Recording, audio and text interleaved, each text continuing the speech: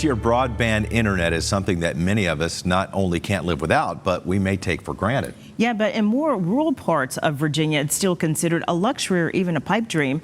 Our Brendan King recently got to speak exclusively with Governor Youngkin, who told him how his office plans to get high-speed internet into more rural parts of the Commonwealth.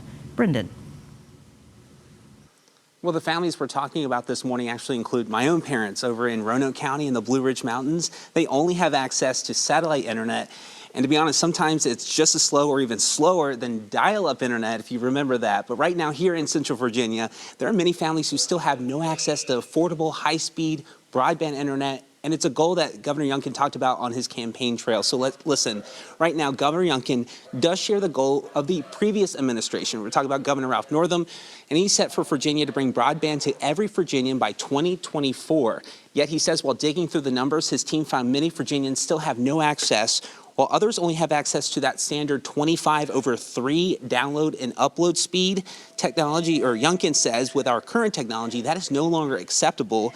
He says you can't do much like streaming for telehealth or even virtual educational classes. Only a few devices can use the internet at one time with those speeds. But Democrats and Republicans realize that broadband is a utility, much like electricity and water.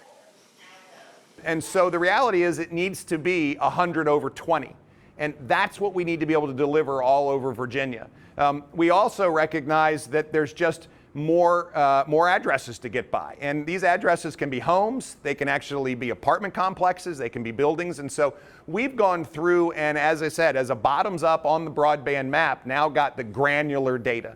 And there's more addresses to get by, and there's higher speed to offer. And so one of the things that I'm really proud of is within the Bipartisan Infrastructure Investment and Jobs Act, it included my bill, the Speedy Updates Act, which is to ensure that new high-speed internet networks are built with up-to-date upload and download capabilities.